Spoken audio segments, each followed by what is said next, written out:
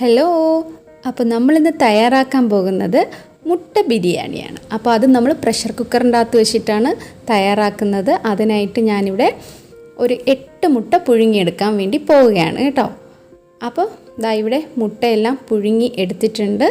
അതിനെ നമുക്ക് ഒരു ഫോർക്ക് വെച്ച് നല്ലതുപോലെ ഒന്ന് കുത്തി കൊടുക്കാം. കാരണം അത് ചെയ്യുന്നത് അതിൻ്റെ അകത്തോട്ട് മസാല പിടിക്കാൻ വേണ്ടിയിട്ടാണ് നമ്മൾ അങ്ങനെ ചെയ്യുന്നത്. ഇനി നമുക്ക് ഇത് തയ്യാറാക്കാനുള്ള അരി എടുക്കാം. അതിവിടെ 3 കപ്പ് ബസുമതി റൈസാണ് ഞാനിവിടെ എടുക്കുന്നത്. അപ്പോൾ ഇത് നമുക്ക് നല്ലതുപോലെ കഴുകി വൃത്തിയാക്കി ഡ്രെയിൻ ചെയ്യാൻ വേണ്ടിയിട്ട് വെക്കാം. ഇനി നമുക്ക് ഇത് തയ്യാറാക്കിയെടുക്കാം. അതിനായിട്ട് ഞാനിവിടെ ഒരു കുക്കർ അടുപ്പത്തേക്ക് വെച്ചിട്ടുണ്ട്. അതിലേക്ക് 3 ടേബിൾ സ്പൂൺ നെയ്യാണ് ഞാൻ ഒഴിച്ചു കൊടുക്കുന്നത്. ഇനി ഇതിലേക്ക് നമുക്ക് കുറച്ച് മുന്തിരി, ഉണക്കമുന്തിരി ഇട്ട് കൊടുക്കാം. അത് നല്ലതുപോലെ മൂത്ത് വരുമ്പോഴേക്കും നമുക്കിതിനെ കോരി മാറ്റാം.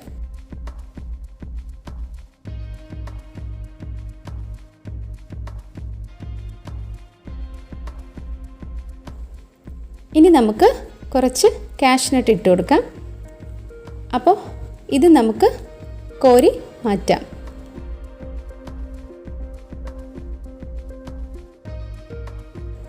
ഇനി നമ്മൾ ചെയ്യുന്നത് ചെറുതായിട്ട് അരിഞ്ഞ് സവാളയാണ്. അപ്പോൾ അത് നമുക്ക് ഇട്ട് കൊടുക്കാം. അപ്പോൾ ഇതാ സവാളയൊക്കെ എല്ലാം നല്ലതുപോലെ ബ്രൗൺ കളറായി വന്നിട്ടുണ്ട്. ഇനി നമുക്ക് അതിനെ കോരി മാറ്റാം. ഇനി ഈ കുക്കറിൽ തന്നെ നമുക്ക് 2 ടീസ്പൂൺ നെയ്യും 1 ടേബിൾ സ്പൂൺ സൺഫ്ലവർ ഓയിലും കൂടി ഒഴിച്ചു കൊടുക്കാം. ഇനി ഇതിലേക്ക് ഞാൻ നേരത്തെ തന്നെ ഒരു 3 സവാള, ഇടത്തരം കുഞ്ഞ് സവാള ഞാൻ കൊത്തി നല്ലതുപോലെ ചെറുതായിട്ട് അരിഞ്ഞെടുത്തിട്ടുണ്ട്. അതിൽ 2 പച്ചമുളകും 1 കഷ്ണം ഇഞ്ചിയും 3 വെളുത്തുള്ളിയും കൂടി ചെറുതായിട്ട് അരിഞ്ഞതാണ്. അപ്പോൾ നമുക്ക് ഇത് അതിലേക്ക് തട്ടി കൊടുക്കാം. ഇനി ഇത് നല്ലതുപോലെ ഒന്ന് വഴറ്റിയെടുക്കാം.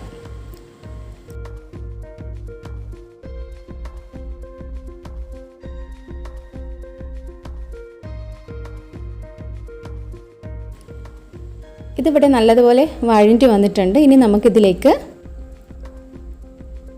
ഒരു ബേ ലീഫ് ഇട്ട് കൊടുക്കാം. ഇനി ഇതിലേക്ക് 3 ഏലക്കായ ഇട്ട് കൊടുക്കാം. 4 ഗ്രാമ്പു, ഇനി 1 തക്കോലം,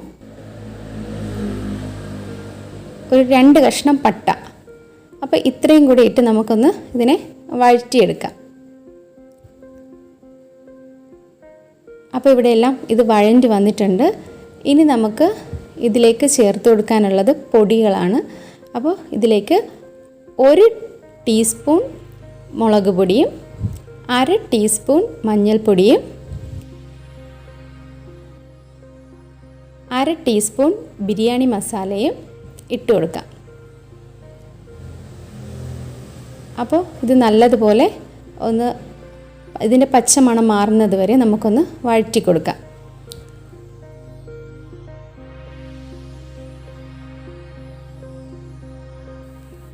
ഇനി നമുക്ക് ഇതിലേക്ക് 2 ചെറിയ തക്കാളി, അത് ഞാനിവിടെ ചെറുതായിട്ട് അരിഞ്ഞു വെച്ചിട്ടുണ്ട്. അത് നമുക്കിതിലേക്ക് ഇട്ട് കൊടുക്കാം. നല്ലതുപോലെ നിന്ന് വഴറ്റിയെടുക്കാം. ഇനി നമുക്ക് ആവശ്യത്തിനുള്ള ഉപ്പ് ചേർത്ത് കൊടുക്കാം.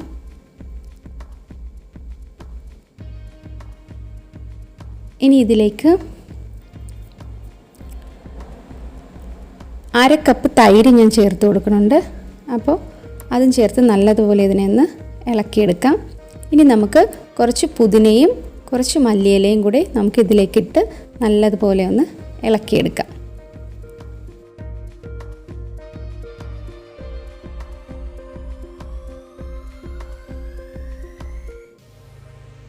അപ്പോൾ ഇവിടെ നല്ലതുപോലെ ഞാൻ ഇളക്കി എടുത്തിട്ടുണ്ട്. ഇനി നമുക്ക് പുഴുങ്ങി വെച്ചേക്കുന്ന മുട്ട ഇതിലേക്ക് ഇട്ട് കൊടുക്കാം.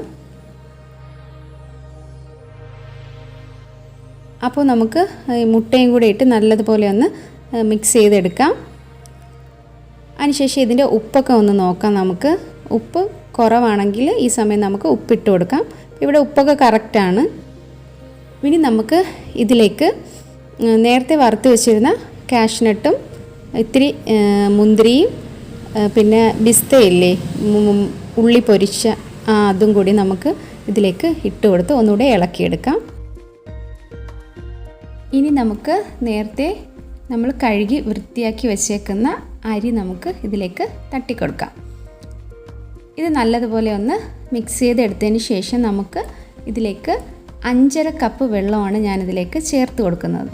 നമ്മൾ ഏത് കപ്പിനാണോ നമ്മൾ അരി എടുത്തത് ആ കപ്പിന് തന്നെ 5.5 കപ്പ് വെള്ളം നമുക്കിതിലേക്ക് ഒഴിച്ചു കൊടുത്ത് നല്ലതുപോലെ ഒന്ന് ഇളക്കിയെടുക്കാം.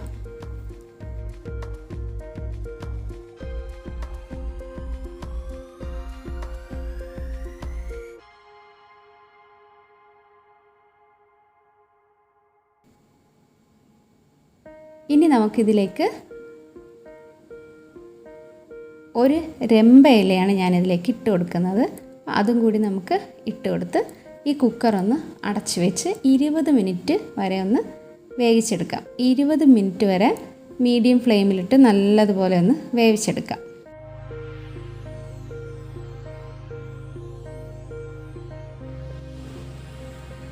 അപ്പോൾ 20 മിനിറ്റ് ആയിട്ടുണ്ട്. അപ്പം നമുക്കിനി ഇത് ഫ്ലെയിം ഓഫാക്കാം. ഇനി ഇതിൻ്റെ ആവിയൊക്കെ പോയി കഴിഞ്ഞിട്ട് നമുക്ക് കുക്കർ ഓപ്പൺ ചെയ്യാം. അപ്പോൾ നമ്മൾ കുക്കറൊക്കെ ഓപ്പൺ ചെയ്തിട്ടുണ്ട്. അപ്പോൾ നമ്മുടെ ബിരിയാണി ഇവിടെ റെഡി ആയിട്ടുണ്ട്. ചോറൊന്നും അടിക്കൊന്നും പിടിച്ചിട്ടില്ല, നല്ലതുപോലെ ചോറൊക്കെ വെന്ത് വന്നിട്ടുണ്ട്. ഇനി ഇതിലേക്ക് നമുക്ക് നേരത്തെ വറുത്ത് വെച്ചേക്കുന്ന ബാക്കി വന്ന കുറച്ച് അണ്ടിപ്പരിപ്പും മുന്തിരിയും പിസ്തയൊക്കെ ഇട്ട് കുറച്ച് മല്ലിയിലയും കൂടി നമുക്ക് ഇട്ട് കൊടുക്കാം. അപ്പോൾ നമ്മുടെ എഗ് ബിരിയാണി ഇവിടെ റെഡി ആയിട്ടുണ്ട്. അപ്പോൾ എല്ലാവരും ട്രൈ ചെയ്യുക. ഇഷ്ടമായ ലൈക്ക് ചെയ്യുക, ഷെയർ ചെയ്യുക, കമൻറ്റ് ചെയ്യുക, സബ്സ്ക്രൈബ് ചെയ്യുക. ഇനി അടുത്ത വീഡിയോയായി നമുക്ക് വീണ്ടും കാണാം. അതുവരെ ബൈ ബൈ.